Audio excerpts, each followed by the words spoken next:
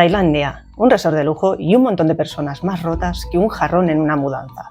The White Lotus temporada 3. Y sí, esto tiene spoilers y muchos, porque hablar de la evolución de los personajes sin meter spoilers es como ir al The White Lotus y no tomarte una piña colada. Espera. La temporada 3 tiene de todo, tiene templos, tiene fiestas, tiene sexo raro y una temática clarísima, la espiritualidad y las creencias. Como aquí hemos venido a desmenuzar y no a meditar, voy a ir analizando personaje por personaje para ver en qué creen, qué buscan y cómo se les va torciendo la cosa. Y empezamos por el grupo de las tres amigas, Jaislyn, Kate y Lori.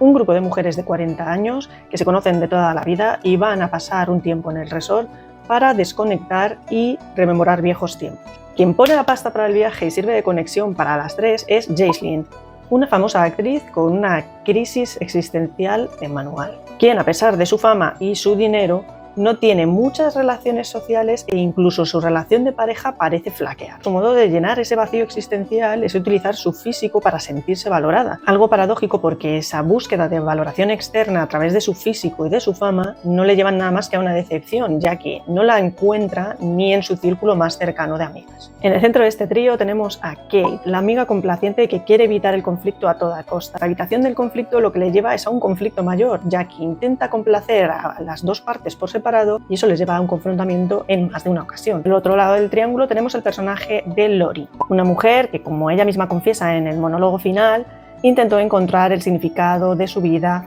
en la maternidad, en el trabajo, pero no lo logró. Con esto Mike White nos plantea esa idea subliminal que tenemos de cumplir con los tiempos impuestos por la sociedad, haciéndonos creer que lo que obtenemos es lo que nos define. De nuevo esa dualidad entre lo material y lo espiritual. Estas tres amigas entran pareciendo una piña, pero en realidad están fingiendo. Y aunque parezca que nada cambia, al final todo esto evoluciona en que, aunque se quedan exactamente como están, se aferran a ese concepto de amistad imperfecta porque ven que es lo único que tienen para seguir adelante. Siguiente grupo, la familia Ratliff.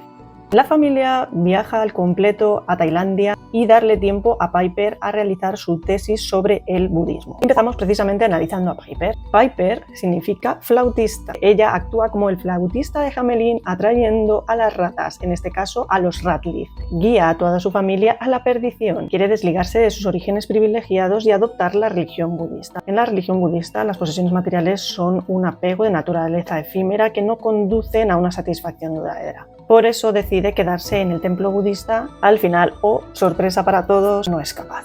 Esto puede verse de dos maneras. Uno, la típica niña mimada que se le ha metido entre ceja y ceja una idea. Mi teoría, que esto era una forma de evadirse de una familia bastante caótica. De ahí la cara que le pone a Lachlan cuando este le comunica su deseo de quedarse con ella en el templo budista. Solo quería evitar a su familia y ya no puede huir. Como tampoco puede huir su padre, Tim. Tim está hasta el cuello en un lío de lavado de dinero con su empresa, usando el resort como pantalla para fingir transacciones comerciales y hacerse pasar por inversionista. Pero es que no solamente finge delante de gente extraña, sino también delante de su familia. Carga en secreto con esa presión de mantener la imagen de padre perfecto, en parte porque casi todos los miembros de su familia le han confesado que serían incapaces de vivir sin ese sustento económico al que están acostumbrados. Él intenta resolver el problema por sí solo, pero curiosamente las tres opciones por las que pasa son asociadas con cada una de las personas de su familia. Primero intenta evadirse haciendo uso del lorazepam de su esposa. Después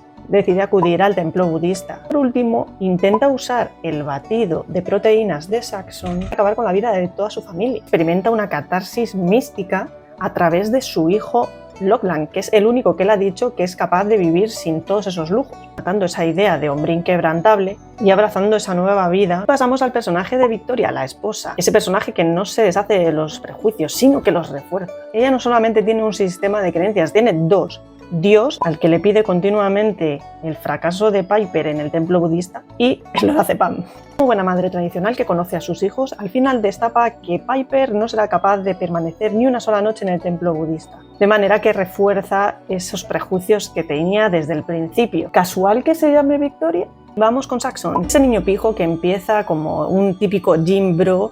Digamos que su fe se basa en el culto al cuerpo y el trabajo. Una clara falta de identidad fuera de esos ambientes. Lo reconoce en una de las mejores escenas de toda la temporada. El diálogo que tiene con su padre Tim, que le confiesa que él sin el trabajo no es nadie. Y precisamente su catarsis comienza en la noche del trío, donde se desmorona toda su estructura personal. Conocer a Chelsea en ese momento, que es la única que le valora y le tiene en cuenta tal como es, le da la oportunidad de cuestionarse todos sus valores personales y empezar a cambiar. Escena clave cuando ve a Chelsea reencontrarse en la playa con Rick. La mirada lo dice todo. Y por último, pero no menos importante, en esta familia tenemos a Lachlan, miembro más joven y sumiso de toda la familia. Como él mismo dice, está rodeado de narcisistas y solo se preocupa de complacerlos, hasta el punto de... Piper siempre le pide compañía, su padre le prohíbe beber por ser menor de edad y Saxon quiere convertirle en un fucker.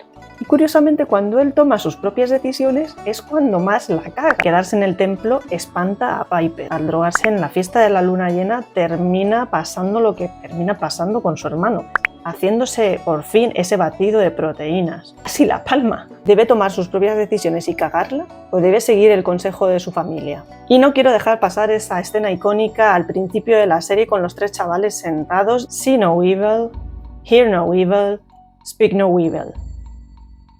Como vemos, han cambiado muchísimo la situación. Y vamos con la pareja de Chelsea y Rick.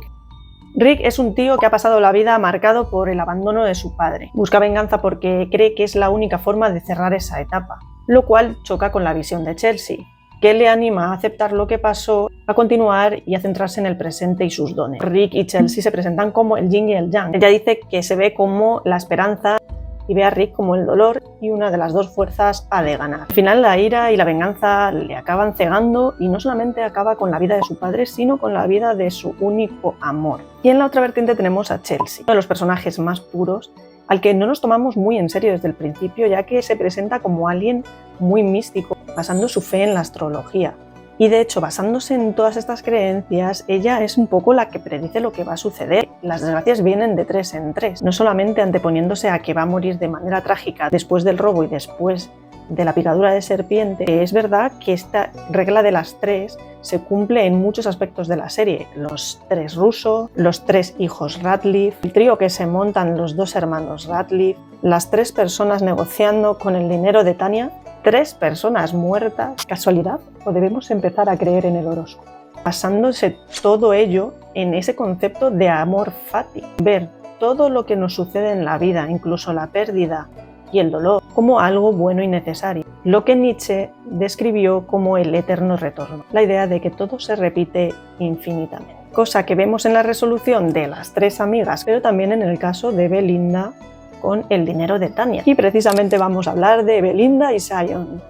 Belinda es esa persona que se nos presentó en la temporada 1 como una mujer de clase obrera, honrada, y que le llevó a no aceptar en un principio el dinero del soborno de Greg Getty. Pero aquí es donde entra su sistema de creencias, que es la familia.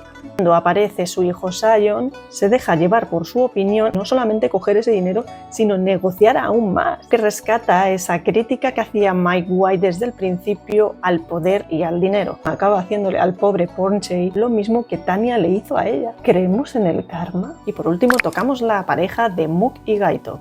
Mook, esa dulce chica que se muestra desde el principio tan armoniosa, tan perfecta.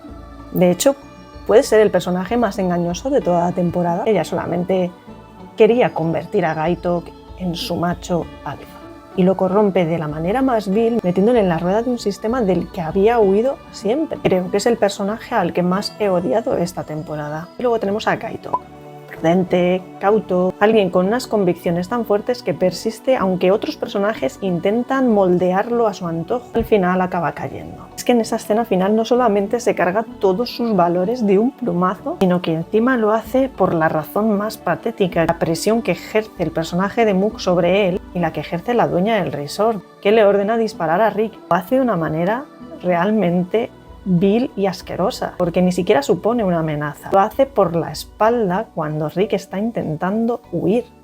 Un tío que encima no detuvo a los rusos incluso cuando ellos mismos le confesaron su propio delito. Como veis, The White Lotus está lleno de personajes ambiguos, porque siempre nos queda la duda de si estamos ante villanos, ante víctimas o simplemente ante seres humanos perdidos buscando algo más. Toda esta espiritualidad, ya sea en capas más profundas o más sutiles, es lo que le da ese encanto que nos tiene tan atrapados. Y es que, lejos de darnos todas las respuestas que vamos buscando, lo que obtenemos son aún más preguntas. Y es precisamente esta incertidumbre lo que le hace ser una de las series más irresistibles de la actualidad. Ahora lo que quiero es que me digas qué personaje es tu favorito y qué arco argumental es el que más te ha gustado. Gracias por seguirme y hasta la próxima.